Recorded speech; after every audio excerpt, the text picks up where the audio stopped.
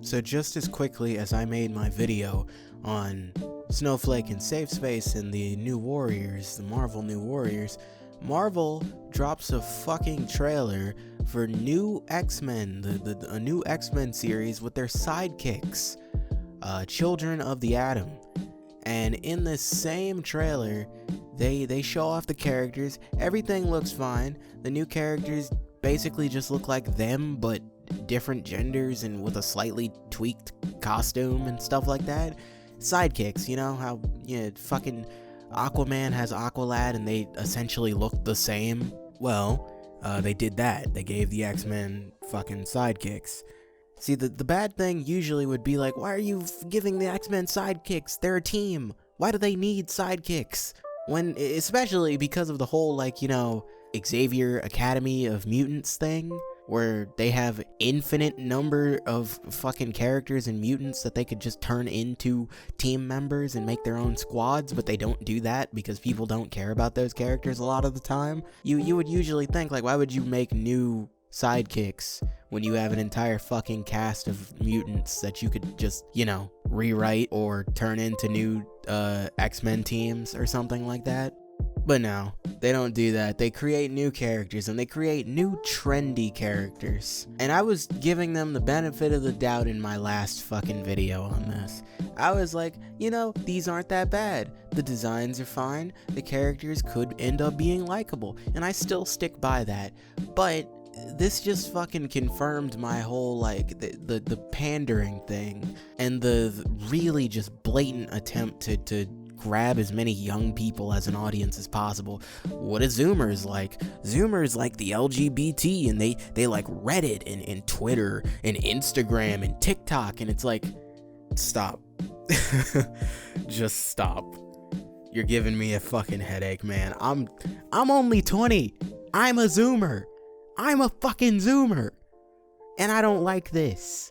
Was this meant for me? I already read comic books. What fucking Zoomers are you trying to get? It's really dumb. It's so fucking dumb.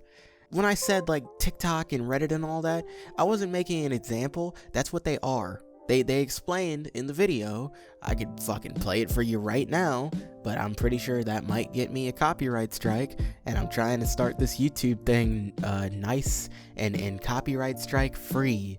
But they explain in this little trailer that a lot of the characters, the new sidekicks, have their own little hobbies, you know? Superheroes are people too. Unless you're like the Punisher or something. Well, in that case, your only fucking job is to stop bad guys, and, you know, that's kind of your identity. But most superheroes have, you know, outside identities beyond their heroics. And people fucking love Spider-Man because Spider-Man isn't just fucking Spider-Man. Spider-Man is Peter Parker. And people think the idea of Spider-Man being this fucking kid from New York who's down on his luck, has never lived in a big house, struggling to fucking stay in college, just barely getting into a good college, went through community college for a super long time, had to figure out how to fucking make money at a shitty job and be a superhero, and had to deal with his fucking dead uncle who was basically a father figure to him while taking care of his Aunt May, who was basically his mother. You've got the perfect relatable character, and Spider-Man will always be relatable because Spider-Man stands for all the stuff that Zoomers stand for now, and fucking millennials, and at some point boomers. But, you know, as time went on, Spider-Man became more and more like, I stand for the little guy and the true idea of American values, where old lady Renona down the street needs some bread, and she left the house at like fucking 11 p.m. to go to the dollar store to get some bread, and some fucking thugs who have been messing up the block just come to fucking harass her. And it's like, Spider-Man stands for the heroic, like, feeling everybody wants to have, and all of the heroic, kind gestures that people would like to do and do on a daily basis. Spider-Man stands for all of that shit. Fucking, and that's why he's so easy to relate to. And Spider-Man is trendy. He's got stupid fucking like topical quips and references to shit you would never fucking understand unless you understood the time that it was written in. Spider-Man has literally fucking made TikTok jokes before. And that's the thing. Nobody fucking hates Spider-Man for making TikTok jokes. Nobody hates Spider-Man. Nobody hates Deadpool when Deadpool makes a Netflix joke. It's like, oh, they'll give me a Netflix series. Nobody hates Deadpool for doing that. But they will hate a new character because a new character with the idea of them being made to have all this stupid shit attached to them is easy to hate. They've done nothing to establish that they could be a likable character, and the writers have done nothing to set up them being a likable character or anything like that. Marvel right now seems to be in this weird fucking like loop of trying to make relatable fucking characters that all fit this sort of like demand. Like back in 2015, Marvel had its run with a new group of characters. There was Spider-Gwen, Gwenpool, Kamala Khan, aka, you know, Miss Marvel, the new Miss Marvel. Speaking of which, thank fucking God she's the new Miss Marvel, because the old Miss Marvel, who liked Miss Marvel? Comic book readers and the people who saw the movie. I know who liked the movie, but even then, a friend of mine saw the movie and said, like, Miss Marvel's powers or not Miss Marvel, Captain Marvel's powers are kind of boring. They're kind of just like Superman. That's not really interesting. And it's like, yeah, that's the reason I don't like them. It's not their personality. I could care less about their personality. Their superpowers make things uninteresting. Superman is not an interesting character when he's being written to be this big fucking unbeatable raid boss who just has all of these constantly evolving powers that have no real grounding. Like, when your character's abilities are so ambiguous and nebulous that nobody can fucking like even summarize what their powers are, then there is an issue there. You have fucked up that character. Like, for a long time, Scarlet Witch didn't have any fucking powers that were easy to describe. They had like the ability to manipulate like probability or some shit like that, and then it eventually just turned into magic, which is like and then it just turned into chaos magic, which is like fucking a lot easier to understand, obviously. But the fact that they started out with such an ambiguous and nebulous power is bad. Now those characters, you know, those characters have had time to evolve and all that stuff. They've been smoothed out, is what I'm saying. The rough edges are gone. They're pretty alright characters now. New Miss Marvel, Kamala Khan, was created to essentially fill the void that the old Miss Marvel, that eventually became Captain Marvel, created. And I like it.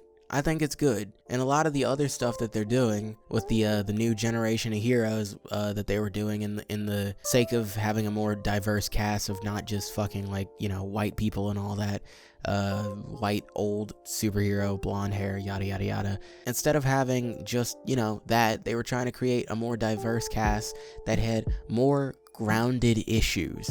Like, one of the fucking Miss Marvel comics that I read was literally her trying to stop the mayor from demolishing her fucking like street and gentrifying it. If you don't know what gentrification is, then it's basically tearing down old, rustic, if to say in a simple way, ugly looking buildings.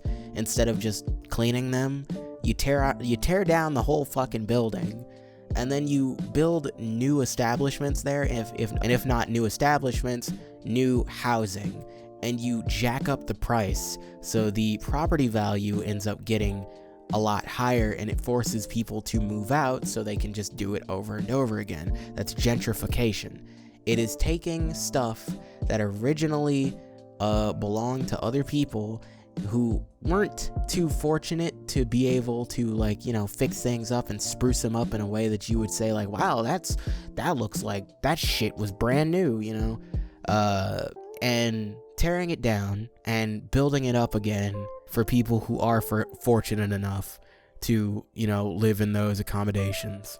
That was one of the comics. That was like one of the issues that Miss Marvel had, and I read it and I was like, wow, this is actually pretty entertaining. It's like I wasn't too keen on the new Miss Marvel, but, you know, better than the old one. And I actually enjoy it. I enjoy what they were doing back in 2015. Besides Ironheart.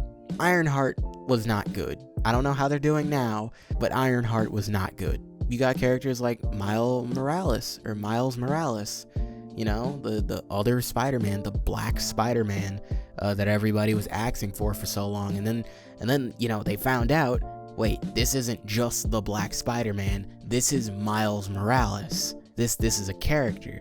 This is a character who is really cool and has a lot of really good morals and characteristics about themselves, the same way that the Spider-Man we knew and love had. And the fucking story revolving around Miles Morales, if, you know, at this point, just about everybody's seen Enter the Spider-Verse or Into the Spider-Verse, so they know Miles Morales became Spider-Man after Peter Parker in his universe died, and he took up the mantle. There have been a ton of animated versions of this storyline where a Spider-Man from the Prime universe enters Miles' universe and meets him and, you know, finds out that he died, and Miles has been keeping it strong with the whole, you know, hero of New York thing and trying to keep the legacy of Spider-Man going. It's been in the Ultimate Spider-Man series, it's been in the video game, it's been in the movie, it's been a reoccurring thing in a lot of comic books. So people have grown to love Miles, and a lot of the people who are already there, who appreciated Miles existing, are kind of just reveling in the fact that they were right, that Miles would pop off really hard and be a really loved character. So you get characters like that who were created in 2015 and earlier, who filled the duty of having like diversity and trying to relate to a new crowd of viewers and all that stuff, and a new generation. And then you get Marvel in 2019 to 2020 doing shit like this, where the sidekicks of the Xmen have TikTok accounts and fitness Instagrams, which is not that bad. A fitness Instagram isn't that bad. You're a fucking superhero, why not show off your like superhero training, the body you got from intense superhero training? Why not? Then there are fucking characters in this new series that are moderators for the mutant subreddit. This is their words, I didn't make this up. And mutants that make mutant music. Now let me just ask you one thing. Let me just ask you one thing. What the fuck is mutant music? What is that? Is it Billie Eilish? Is that mutant music? Is Billie Eilish a mutant in Marvel? That'd be cool. It'd explain a lot. Is that what it is? Like, honestly, what the fuck does that mean? Music is music. Here's another thing. Remember when Latch came out by Disclosure featuring Sam Smith, the singer for that? Nobody fucking knew that guy was white. They assumed he was black because he had a singing voice that was real close to what you would assume a black person sings, like if you've ever heard a black person sing. It was real close to that. So everybody just thought he was fucking black or some shit. And then when it came out that he was actually a white guy, everybody was like, what the fuck? So right then and there, how the fuck would somebody know that the music they're listening to was made by a mutant? Unless they were a well-known fucking musician. And I know you're not gonna tell me that the fucking sidekick of goddamn Cyclops is like a super popular musician. Like, you can absolutely fuck off. I feel like I've talked about this enough for you to understand the stupidity of it. I don't get why they're doing this. Just fucking write stories, man. Just write stories. Especially after Snowflake and Safe Space. And I tried to give them the benefit of the doubt, and then they do this. This is what being positive gets you. This is what trying to be positive gets you. I just feel so fucking bad. And I love Marvel. I've been reading a lot of DC lately, but I love Marvel. Because Marvel has some of my favorite superheroes in it. Superheroes and villains. Honestly, I've been reading fucking comic books since I was like 6. The least you can do is now that I'm an adult and I'm in my fucking 20s, you could give me something worthwhile to read again. Like, come on, man. Seriously? This is all I have to say on this. If you enjoyed the video, please give me a like, comment down below what you feel about this, and subscribe for more content. I'm gonna try to keep this stuff up, try to be more consistent, and you know, how do you like the new look of the channel? How's the new look of the channel? Do you like it? Is it treating you well? Is it appealing to the eyes? Well, if you like the new look of the channel, how about you subscribe and hit that bell notification so you know when I make new videos.